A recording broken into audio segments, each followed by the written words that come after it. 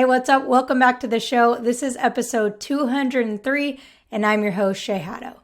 So in today's episode, we're going to be talking about the importance of shifting your identity in order to achieve your dreams, feel more confident, and accomplish all the things that you want to accomplish in life. So the reason why I wanted to talk about this today is because I had this big kind of aha moment, this big realization as I was doing this 13-mile walk a few weeks ago. So a few weeks ago, I went on a 13-mile walk, ended up being about 6 hours.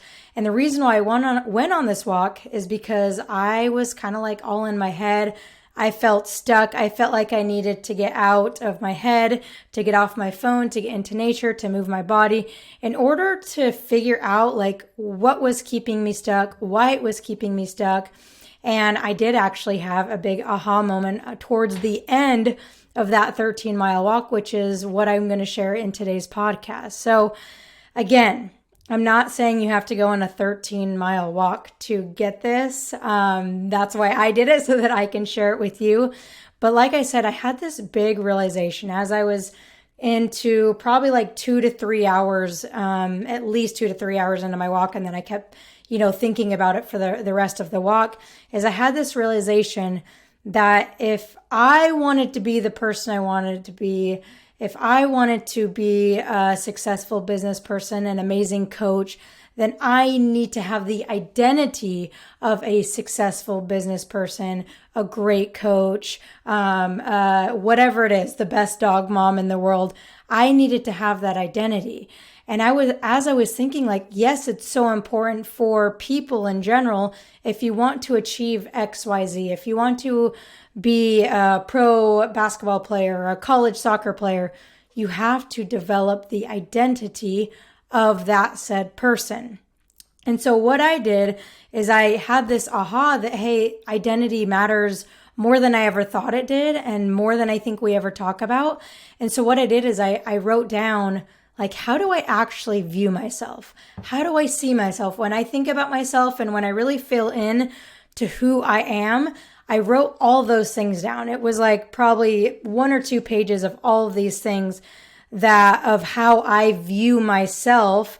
That wasn't necessarily how I wanted to view myself, right? So these identities that you may have as a not confident person, or an anxious person, or someone that is easily shy and scared in situations. If you have that identity is going to keep you trapped in that box, because you will do everything you can subconsciously to prove yourself right by being that anxious person, or by being that person that really struggles with confidence, right? So again, if you identify as I am an anxious person, then you probably are going to be an anxious person.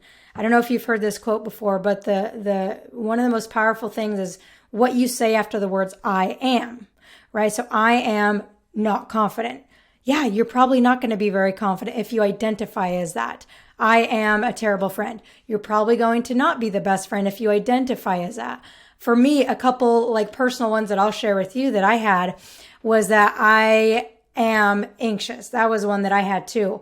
Or I am not someone who would do well in a really high stress, high pressure situation, maybe an emergency situation. I would identify as someone who would crack under that pressure, right? And I didn't like that. Like, I didn't want to have that identity, but whenever there was a problem or a situation like that arose, my identity kept me trapped in, hey, you're someone that will crack in this situation. You're someone that's going to be anxious in this situation, right? So think of identity, or even labels, right? Labels that have put on you by parents, doctors, teachers, coaches, whatever it is.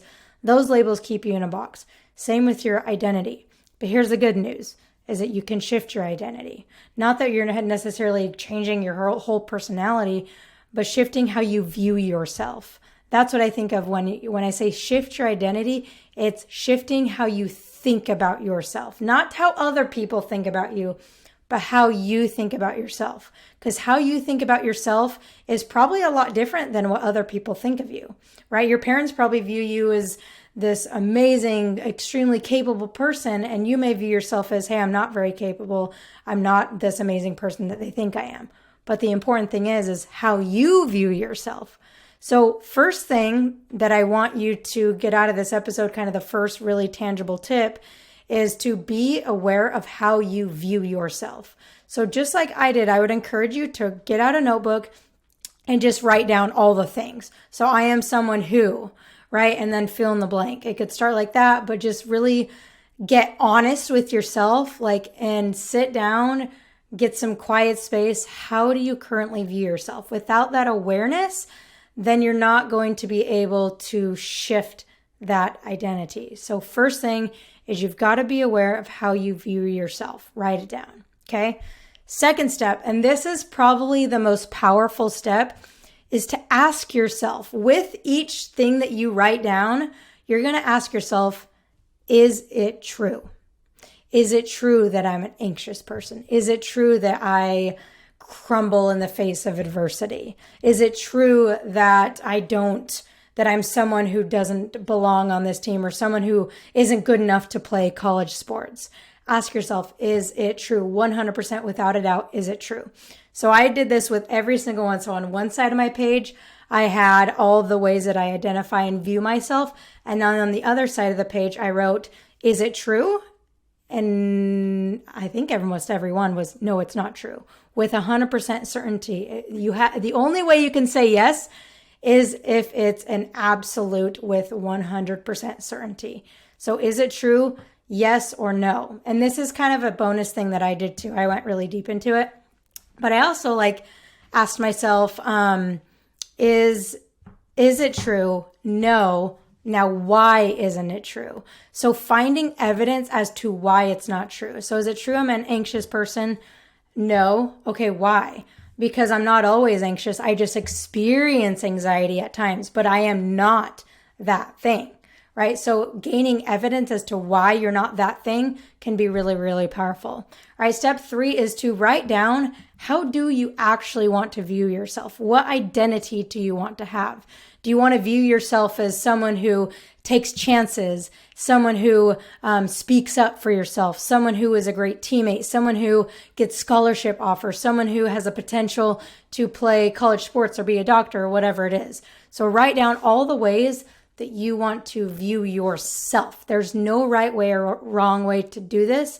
Just kind of speak from the heart. Don't over intellectualize it. Don't overthink it.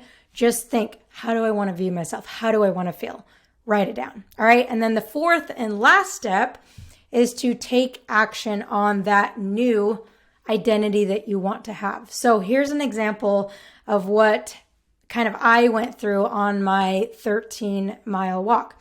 So first step, I went through all these. So I wrote these down, and then I would walk a little bit. And then one of the things that I wrote down that stuck with me is I'm someone that when I'm physically in pain, and I mean tired, that I give up easily.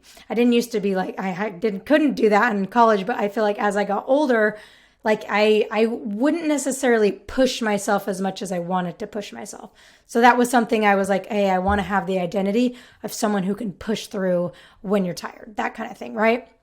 So I took action on that, because as I'm walking for 13 miles for 6 hours straight in my barefoot shoes, my feet started to hurt. My legs started to hurt. My knees started to hurt a little bit.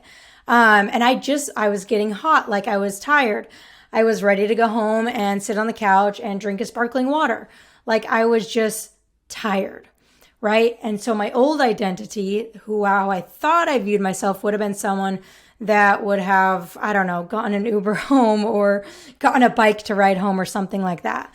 But I knew that if I wanted to have this new identity, I needed to prove to myself that I'm capable of being this new person that I want to be. So what did I do? I kept trudging. Even when it hurt, I would sit down for a second, take a few deep breaths, and I would keep trudging. And I know that I wasn't doing any physical damage to my body. I was just tired. So I'm not saying to push through injury. But what I did was I proved to myself that I can push through adversity, that I can push myself when I'm tired and when I'm sore and when I don't want to do something. And from that moment on, when I got home, I was so incredibly proud of myself for making it all the way, for pushing myself, and for doing it when it got hard. Like if it didn't get hard, then I probably wouldn't have been so proud of myself. But just by taking action on that new identity, I was so proud of myself. And I will tell you, honestly, I do view myself differently from that moment than I did before that. So all these 4 things are not just some things that I randomly thought of or read in a book or anything like that. These are 4 things that I literally did myself that helped me. I wouldn't tell you or encourage you to do something that I either didn't really believe in or that I didn't do myself. And it worked for me, so I hope it works for you in helping you to shift your identity from someone who is disempowered, who is not confident, to someone who is empowered, someone who has the power to make a change and choose confidence and choose this new identity.